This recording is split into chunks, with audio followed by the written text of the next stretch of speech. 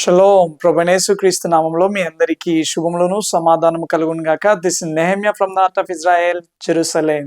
మొత్తానికి ఇజ్రాయెల్ దేశానికి హమాస్ కి మధ్య శాంతి ఒప్పందం అయితే జరిగింది. రేపటి రోజున అనగా సోమవారం రోజున యెరూషలేంకి ట్రంప్ గారు కూడా రానై ఉన్నారు. కాకపోతే ఇంతకు ముందు అన్నడు ఏ శాంతి ఒప్పందానికి కూడా సంతరించుకొని ప్రాధాన్యత ఈ శాంతి ఒప్పందానికి కలిగింది. ఎందుకంటే చాలా మంది ఈ యొక్క శాంతి ఒప్పందాన్ని దానియేలు గ్రంథము 9:27 వాక్యముతో పోలుస్తూ ఉన్నారు.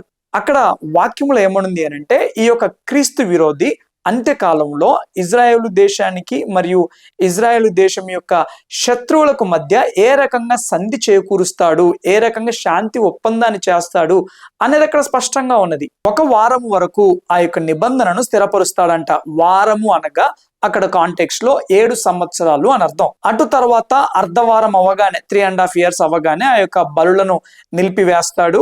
అతని యొక్క నిజ స్వరూపం బయలుపరచబడతాది. యూదులను భయంకరంగా హింసిస్తాడు అనేది మనందరికీ తెలుసు. అంతేకాదు ఈ యొక్క 70 వారాలు ఏంటి, ఈ యొక్క చివరి వారం ఏంటి, వీటన్నిటిని భవిష్యత్తులో యూదుల కోణంలో, హీబ్రూ కోణంలో నేను మీకు స్పష్టంగా వివరిస్తాను. కాకపోతే ఈ వీడియోలో మాత్రం ఎందుకు చాలా మంది యొక్క శాంతి ఒప్పందాన్ని దానియేలు 9:27తో పోలుస్తూ ఉన్నారు, ఆ ప్రాధాన్యత ఏంటి, ఇది ఎంతవరకు నిజము అన్న విషయాలను పరిశీలన చేద్దాం. అంతేకాదు క్రైస్తవ సమాజంలో ఉన్న అనేకులు కూడా ఒక శాంతి ఒప్పందాన్ని దానియేలు 9:27తో పోల్చడానికి గల ముఖ్య కారణం ఏంటి అని అంటే, ఈ శాంతి ఒప్పందం వెనకాల ఉన్న ఒక వ్యక్తి, ఆ వ్యక్తి ఎవరు ఏంటి అనేది కూడా మనం స్పష్టంగా ఈ వీడియోలో పరిశీలన చేయబోతూ ఉన్నాం. మనం ఇంకా సబ్జెక్టులోకి వెళ్ళడానికంటే ముందుగా ఇప్పటి వరకు ఎవరైనా మన ఛానల్ను సబ్స్క్రైబ్ చేసుకున్నట్లయితే, మీరు మొట్టమొదటిసారిగా చూస్తూ ఉన్నట్లయితే తప్పకుండా సబ్స్క్రైబ్ చేసుకోవాల్సిందిగా మనవి చేస్తూ ఉంటున్నాను. సబ్స్క్రైబ్ చేసుకున్న వాళ్ళు ప్రతి ఒక్కరూ బెల్ ఐకాన్ ప్రెస్ చేయవలసిందిగా మనవి చేస్తూ ఉంటున్నాను. Okay, let's get in to the video. అన్నిటికంటే ముందుగా మనం ఒకటి అర్థం చేసుకోవాలి. ఏంటి అనంటే, క్రీస్తు విరోధి వచ్చినప్పుడు వాడు తప్పకుండా వితౌట్ ఎనీ డౌట్ శాంతి సమాధానము అన్న ముసుగులోనే వస్తాడు. అలా అని శాంతి చేకూర్చేవారు, సమాధాన పరిచే ప్రతి ఒక్కరు కూడా క్రీస్తు విరోధి కాదు కదా. ఇంతకు ముందు యుద్ధాలు జరిగినప్పుడు అమెరికా ప్రెసిడెంట్లు వచ్చి ఈ యొక్క ఇజ్రాయెల్ దేశానికి అరబ్ దేశాలకు మధ్య ఇంతకంటే క్లిష్టతరమైన శాంతి ఒప్పందాలను వారు చేశారు. అలా అని వారిని క్రీస్తు విరోధులు అంటామా? కాదు కదా. మరి అటువంటప్పుడు ఈ శాంతి ఒప్పందాన్ని మాత్రము దానియేలు 9:27తో చాలా మంది పోల్చడానికి గల కారణం ఏమిటి అని అంటే, దీని వెనకాల ఉన్న ఒక ప్రధానమైన వ్యక్తి, అతని పేరే జరేద్ Kushner. So Julie Zircon reported Jared Kushner and Steve Witkoff are going to Egypt for these negotiations. Are you surprised about Kushner's participation here? Jared Kushner, low volume but high profile. Jared Kushner broke his silence today. ఎవరు ఈ జరేద్ Kushner? ఎందుకింత ప్రాధాన్యత సంతరించుకున్నాడు? అంతకు ముందు పెద్దగా ఈ పేరు వినపడలేదే. ఇంతకీ ఎవరితను అని మనం పరిశీలించినట్లయితే, ఈ జరేద్ కుష్నర్ అనే వ్యక్తి అమెరికా ప్రెసిడెంట్ ట్రంప్ గారి యొక్క అల్లుడు. ట్రంప్ గారి కుమార్తె ఇవాంకా ట్రంప్ ను వివాహం చేసుకున్న వ్యక్తే ఈ యొక్క జరేద్ కుష్నర్. ట్రంప్ గారి అల్లుడు అంటే, అమెరికా ప్రెసిడెంట్ అల్లుడు అంటే ఆ మాత్రం మాట్లాడుకుంటారు కదా, దాంట్లో ఏముంది అని మీరు అనుకోవచ్చు. ఈ యొక్క జరేద్ కుష్నర్ కేవలము ట్రంప్ యొక్క అల్లుడు మాత్రమే కాదు గాని ఇతను ఒక యూదుడు కూడా. జరేద్ కుష్నర్ వాళ్ళ నానమ్మ, తాతయ్య వారిరువురు కూడా హాలోకాస్ట్ సర్వైవర్స్, వాళ్ళు యూదులు. అంతేకాదు జరేద్ కుష్నర్ వాళ్ళ అమ్మ కూడా, ఆమె కేవలం యూదురాలు మాత్రమే కాదు గాని ఒక మతపరమైన యూదురాలు. అందుకనే ఈ యొక్క జరేద్ కుష్నర్ అనే యూదుడు చిన్నప్పటి నుండి మతపరమైన యూదుల వాతావరణంలో పెరిగాడు. ఈ వ్యక్తి ట్రంప్ గారి కుమార్తె ఇవాంకా ట్రంప్ ను వివాహం చేసుకున్నాక ఆమె కూడా యూదురాలుగా మారిపోయింది. ఈ యొక్క జరేద్ కుష్నర్ వాళ్ళ ఫ్యామిలీకి అమెరికాలో పెద్ద రియల్ ఎస్టేట్ సంస్థ ఉంది, పెద్ద వ్యాపారం ఉంది వాళ్ళకు కూడా. అయితే ఇక్కడ హైలైట్ ఏంటి అంటే, ఈ వ్యక్తి కేవలము ట్రంప్ అల్లుడు మాత్రమే కాదు, ఒక యూదుడు మాత్రమే కాదు గాని ఇటు ఇజ్రాయెల్ దేశానికి, అంతేకాదు మిడిల్ ఈస్ట్ లో అనేక అరబ్ దేశాలతో ఎంతో సాన్నిహిత్య సంబంధాలు కలిగి ఉన్నాడు. ట్రంప్ గారు ఆయన ప్రెసిడెంట్ గా ఉన్న మొదటి 4 సంవత్సరాల కాల వ్యవధిలో 2020వ సంవత్సరంలో అబ్రహాం అకార్డ్స్ అని ఒక ఒప్పందం జరిగింది ఇజ్రాయెల్ దేశాలకి, అటు తర్వాత అరబ్ దేశాలకు మధ్య. ఆ అరబ్ దేశాలలో యునైటెడ్ అరబ్ ఎమిరేట్స్ ఉన్నది, అటు తర్వాత బెహ్రెన్ ఉన్నది. ఈ దేశాలకు మరియు ఇజ్రాయెల్ దేశానికి మధ్య ఒక ఒప్పందం జరిగింది. దాన్నే అబ్రహాం అకార్డ్స్ అని అంటారు. అది చాలా చాలా పెద్ద విషయం. ఆ టైంలో అదొక పెద్ద సెన్సేషన్ అయ్యింది. ఆ టైంలో కూడా చాలా మంది ఈ యొక్క ఒప్పందము ద్వారా ట్రంప్ గారే అంత్యక్రీస్తు కావచ్చు అని చాలా మంది కూడా మాట్లాడుకున్నారు. అంతటి ప్రాధాన్యత కలిగిన ఆ ఒప్పందం వెనకాల కేవలం ట్రంప్ గారు కాదు గాని ట్రంప్ వెనకాల వాళ్ళ అల్లుడు యూదుడైన ఈ యొక్క కుష్నర్ ఉన్నాడు అని చాలా మంది మాట్లాడుకున్నారు. అది వాస్తవమే. ఎందుకు అనంటే ఈ యొక్క కుష్నర్ కి మిడిల్ ఈస్ట్ లో వివిధ దేశాలలో ఉన్న వివిధ వ్యక్తులతోటి చాలా మంచి సంబంధం ఉన్నది. ఆ సంబంధం ఎటువంటిదనంటే కేవలము ఈ యొక్క డిప్లొమాటిక్ రిలేషన్సే కాదు కానీ అంతకు మించిన ఒక సాన్నిహిత్య సంబంధం అనేది అనేక మంది వ్యక్తులతో ఉన్నది. అందులో సౌదీ ప్రిన్స్ కూడా ప్రధానమైన వ్యక్తి. ఒక జూవిష్ రూట్స్ కలిగి ఉన్న వ్యక్తితోటి అరబ్ దేశాలు ఇంత సాన్నిహిత్యాన్ని కలిగి ఉండడం అనేది చాలా ఆశ్చర్యకరమైన విషయం. అంతేకాదు ట్రంప్ గారు యెరూషలేమును ఇజ్రాయెల్ యొక్క క్యాపిటల్ గా ప్రకటించి యుఎస్ ఎంబసీని యెరూషలేముకు షిఫ్ట్ చేయడంలో కూడా ఈ యొక్క ట్రంప్ గారి యొక్క అల్లుడి పాత్ర ఎంతగానో ఉన్నది అనేది ఓపెన్ సీక్రెటే. ఈ వ్యక్తి అరబ్ దేశాలను ఒప్పించి సౌదీ అరేబియా వంటి దేశం నుండి కొన్ని వేల డాలర్లు ఇజ్రాయెల్లో ఇన్వెస్ట్ చేయించగలిగాడు అనంటే ఇతనికి ఈ యొక్క అరబ్ దేశాలకు ఎటువంటి సాన్నిహిత్యం ఉందో మీరే అర్థం చేసుకోవచ్చు. ఈ వ్యక్తే క్రీస్తు విరోధి అయ్యుండొచ్చు అన్న ఊహాగానాలు ఎప్పుడు భయంకరంగా మొదలయ్యాయి అనంటే ఈ యొక్క కుష్నర్ వాళ్ళ ఫ్యామిలీ బిజినెస్ ఉంది కదా, వాళ్ళు ఏం చేసినారు అనంటే ఈ యొక్క న్యూయార్క్ నగరంలో ఒక పెద్ద బిల్డింగ్ ఉందన్నట్టు. ఆ యొక్క బిల్డింగ్ పేరేంటో తెలుసా? 666.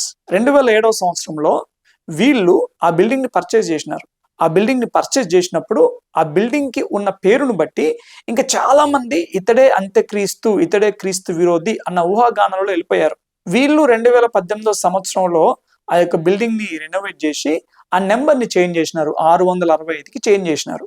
అయితే ఈ యొక్క కుష్నరే క్రీస్తు విరోధి అయ్యుండొచ్చు అన్న ఊహాగానాలు ఇంకా భయంకరంగా ఎప్పుడు పెరిగాయి అనంటే ఇతనికి సిలికాన్ వ్యాలీకి ఉన్న సత్సంబంధాలు బయటపడినప్పుడు. సిలికాన్ వ్యాలీ అనంటే అమెరికా యొక్క టెక్నాలజికల్ హబ్ అది. సో క్రీస్తు విరోధి ప్రపంచంలో అన్ని రంగాల మీద గ్రిప్ కలిగి ఉంటాడు. ఎందుకు అనంటే క్రీస్తు విరోధి ఒక ముద్ర వేస్తాడు, 666 అనే ఒక ముద్ర వేస్తాడు. ఆ యొక్క ముద్రను ఈ యొక్క టెక్నాలజీ తోటి అనుసంధానం చేస్తాడు కాబట్టి అన్నిటిని ఆయన కంట్రోల్ చేయగలుగుతాడు అన్న ఒక అండర్స్టాండింగ్ ఉంది. ఈ యొక్క కుష్నర్ కూడా టెక్నాలజికల్ హబ్ అయిన ఈ యొక్క సిలికాన్ వ్యాలీ తోటి ఆ సత్సంబంధాలు కలిగి ఉండడం తోటి ఇంకా ఊహాగానాలు భయంకరంగా పెరిగిపోయాయి. అంతేకాదు ఇప్పుడు ఈ యొక్క హమాస్ ఇజ్రాయెల్ మధ్య 2 సంవత్సరాల నుండి జరుగుతున్న యుద్ధాన్ని ఒక కన్క్లూజన్ ని తీసుకొని రావడంలో, శాంతి ఒప్పందాన్ని చేయడంలో ప్రధాన పాత్ర పోషించింది కూడా ఈ యొక్క కుష్నరే. ఇక వీటన్నిటితోటి చాలా మంది ఏమనుకుంటున్నారు అనంటే ఈ వ్యక్తే అంత్యక్రీస్తు అయ్యే అవకాశాలు ఎంతగానో ఉన్నాయి. ఎందుకు అనంటే ఇటు ఇజ్రాయెల్తో మంచి సంబంధాలు కలిగి ఉన్నాడు. నిజంగానే ఇజ్రాయెల్లో ఉన్న ప్రభుత్వం వారు కావచ్చు, పబ్లిక్ కావచ్చు, కుష్నర్ ని చాలా ఉన్నతంగా చూస్తూ ఉన్నారు. అంతెందుకు మొన్న రీసెంట్ గా నెతన్యాహు గారు కుష్నర్ ని పక్కన కూర్చోబెట్టుకునే ఆయన ప్రెస్ ని అడ్రస్ చేయడం జరిగింది. అరబ్ దేశాలతో కూడా ఇతనికి చాలా మంచి సంబంధాలు ఉన్నాయి. ఇతను చెబితే చాలా వరకు అరబ్ దేశాల వాళ్ళు వినే పరిస్థితి ఏర్పడింది. వీటన్నిటిని బట్టి చాలా మంది కూడా ఈ వ్యక్తే అంత్యక్రీస్తు అయ్యే అవకాశం ఉన్నది అన్నట్టుగా మాట్లాడుకుంటూ వస్తూ ఉన్నారు. సో ఇప్పుడు జరిగిన ఒప్పందం కూడా దానియేలు 9:27కు సంబంధించిన ఒప్పందమే అన్న ఊహాగానాలు కూడా చాలా భయంకరంగా పెరిగిపోతూ ఉన్నాయి. దయచేసి గమనించండి, దానియేలు గ్రంథం 9:27 వచనాలలో క్రీస్తు విరోధి వచ్చి ఒక 7 సంవత్సరాల పాటు ఆ యొక్క శాంతి ఒప్పందాన్ని చేస్తాడు. కాకపోతే అది ఇది ఒకటి కాదు.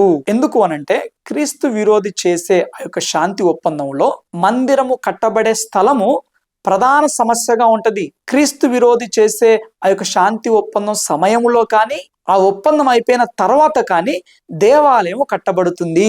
ఎలా చెప్పగలుగుతాము అనంటే అదే వచనంలో ఏముంది? 3.5 సంవత్సరాల తర్వాత అతడు బలులు నిలిపివేస్తాడంట. బలులు నిలిపివేస్తాడు అనంటే దేవాలయం ఉంటది కదా, దేవాలయం లేనిది బలులు ఎలా అర్పిస్తారు? బలులు అర్పించింది ఆయన ఎలా నిలిపివేస్తాడు? కాబట్టి క్రీస్తు విరోధి చేసే ఆ యొక్క ఒప్పందంలో దేవాలయ స్థలమునకు సంబంధించినది కూడా ఒక ప్రధానమైన సమస్యగా ఉంటుంది. అంతేకాదు ప్రకటన గ్రంథము 17వ అధ్యాయాన్ని మనం స్పష్టంగా 1-2 సార్లు చదివినట్లయితే అక్కడ మనకు ఒక మహావేశ్య కనబడుతుంది, ఒక స్త్రీ కనబడుతుంది. ఆ స్త్రీ వేశ్యగా పిలువబడుతూ ఉన్నది. అంతేకాదు మహాబబులోనుగా పిలువబడుతూ ఉన్నది. అయితే మృగము వంటి క్రీస్తు విరోధికి ఆ మహాబబులోను స్టేజ్ సెట్ చేస్తుంది. ఆ 10 రాజులు కావచ్చు, క్రీస్తు విరోధి కావచ్చు, వీటన్నిటికీ స్టేజ్ సెట్ చేసేది ఎవరు అనంటే ఆ యొక్క మహాబబులోను. ఇప్పుడు శాంతి ఒప్పందం వెనకాల ప్రధానంగా ఉన్నది ఎవరు? అమెరికా. క్రీస్తు విరోధి చేసే శాంతి ఒప్పందం వెనకాల ప్రధానంగా ఉండేది ఎవరు? ఆ మహాబబులోను. అయితే ఆ మహాబబులోను కూడా తన ప్రక్రియను ప్రారంభించింది. ఆ ప్రాసెస్ కొంతకాలం నుండి జరుగుతానే ఉన్నది. సరి అయిన సమయం వచ్చినప్పుడు ఈ యొక్క మహాబబులోను గూర్చి యూదుల పర్స్పెక్టివ్ లో ఈ యొక్క హెబ్రీ కోణంలో స్పష్టంగా నేను మీకు వివరిస్తాను. కాకపోతే ఈ యొక్క శాంతి ఒప్పందానికి కూడా ఎంతో ప్రాధాన్యత ఉన్నది. ఎందుకు అనంటే ఇజ్రాయెల్కు సంబంధించినది ఏదైనా కానీ మనం ఏదో ఒక న్యూస్ లాగానో, ఒక పొలిటికల్ ఇష్యూ లాగానో, ఒక కరెంట్ అఫైర్స్ లాగానో మనం చూడలేము. మిగతా దేశాల రాజకీయాలను చూసినట్టుగా ఇజ్రాయెల్ దేశాన్ని మనం చూడలేము. ఎందుకు అనంటే ఇజ్రాయెల్ దేశానికి సంబంధించిన విషయాలను మనం ఆత్మీయ కోణంలో, ప్రవచనాత్మకమైన కోణంలో చూస్తేనే మనకు సంగతులు స్పష్టంగా అర్థమవుతాయి. ఆ కోణంలో చూసినప్పుడు ఈ యొక్క శాంతి ఒప్పందం అనేది మనకు ఎలా కనబడుతూ ఉన్నది అనంటే రాబో వాటికి ఒక ఛాయ వలె కనబడుతూ ఉన్నది. అక్టోబర్ 7th రోజు ఉగ్రవాదులు వచ్చేసి ఎంత భయంకరమైన మారణ హోమాన్ని ఇజ్రాయెల్లో చేశారో రానున్న రోజుల్లో కూడా ఇంతకంటే ఘోరమైన మారణ హోమం అనేది యూదుల దేశంలో జరుగుతుంది. అలా భవిష్యత్తులో అతి సమీపంలో జరగబోయే ఆ ఘోరమైన మారణ హోమానికి ఛాయ వలె అక్టోబర్ 7th కనబడుతూ ఉన్నది. అటు తర్వాత ఇజ్రాయెల్ సైన్యము కూడా గాజాను ఎంత భయంకరంగా తుత్తునీయలుగా చేశారో ఈ యూదులు కూడా దేవుని సహాయముతో గాజాను కంప్లీట్ గా డిమాలిష్ చేసేస్తారు. ఇప్పుడు గాజా డ్యామేజ్ అయిన దానికంటే ఘోరంగా దేవుని ఉగ్రత గాజా మీద కుమ్మరింపబడనై ఉన్నది. అంతేకాదు ఈ యొక్క జరేద్ కుష్నర్ వంటి వ్యక్తి ఇటు అరబ్ దేశాలతోటి, ఇజ్రాయెల్ దేశాలతోటి ఆ యొక్క చక్కటి సాన్నిహిత్యం కలిగి ఉన్న ఒక వ్యక్తి, ఇటువంటి వ్యక్తే భవిష్యత్తులో రానై ఉన్నాడు. అతడు మాట్లాడినప్పుడు ఇటు అరబ్ దేశాలు వింటాయి, ఇటు ఇజ్రాయెల్ దేశము వింటది. అంత చక్కటి వాక్చాతుర్యం కలిగి ఉన్న వ్యక్తి రానై ఉన్న క్రీస్తు విరోధి. అతడు ఒక సైన్యాధికారిగా కూడా కనబడుతూ ఉన్నాడు. సో దీనిని బట్టి మనకు అర్థమవుతుంది ఏంటి అనంటే ఇప్పుడు జరిగే శాంతి ఒప్పందం అనేది దానియేలు 9:27కు సంబంధించినది కాదు, కానీ రాబో వాటికి ఒక ఛాయ వలె, ఒక నీడ వలె మనకు కనబడుతూ ఉన్నది. ఒక్కటి మాత్రం 100% వాస్తవం ఏంటి అనంటే ఇప్పుడు జరుగుతూ ఉన్న ప్రతీది కూడా అతి సమీపంలో జరగబోయే సంగతులన్నిటికీ మార్గమును సరళం చేస్తూ ఉన్నది. మనకొక గ్లింప్స్ లాగా కనబడుతూ ఉన్నది. కాబట్టి సమయం ఎక్కువ లేదు అని గ్రహించి, మనము చిట్ట చివరి గడియలలో ఉన్నాము అని గ్రహించి, మరలా ఇక్కడ జరగనే ఉన్న భయంకరమైన ఆ యొక్క మారణ హోమం నుండి వీలైనంత మంది యూదులు తప్పింపబడులాగున వీరి మనోనేత్రాలు తెరవబడి ప్రభువు నామమును వచ్చువాడు స్తుతింపబడునుగాక అని ఆ యొక్క క్రీస్తు వైపు మొరపెట్టుకునేలాగున మనం అందరం ప్రార్థన చేద్దాం. మొదటి తెస్సలోనీయులకు రాసిన పత్రిక 5వ అధ్యాయం 3వ వచనంలో మనం గమనించినట్లయితే లోకులు నెమ్మదిగా ఉన్నది భయమేమీ లేదని చెప్పుకొనుచుండగా గర్భిణీ స్త్రీకి ప్రసవ వేదన వచ్చునట్లు వారికి నాశనము ఆకస్మికముగా తటస్థించును అని వాక్యం తెలియజేస్తా ఉంది. లోకం పరిస్థితి ఎలా ఉంటదంట?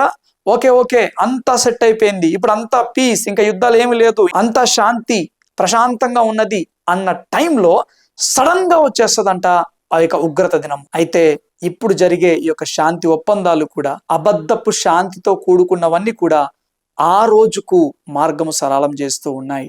యూదుల మెస్సయ్య అనగా మన ప్రభువును రక్షకుడైన యేసుక్రీస్తు ప్రభుల వారి ద్వారా తప్పితే ఈ యూదుల దేశానికి, ఇజ్రాయేల్ దేశానికి శాంతి దొరకదు అని మనం గ్రహించాలి. ఆయన మాత్రమే నిజమైన శాంతిని అనుగ్రహిస్తాడు. ఆయనే సమాధానానికి అధిపతి అయి ఉన్నాడు.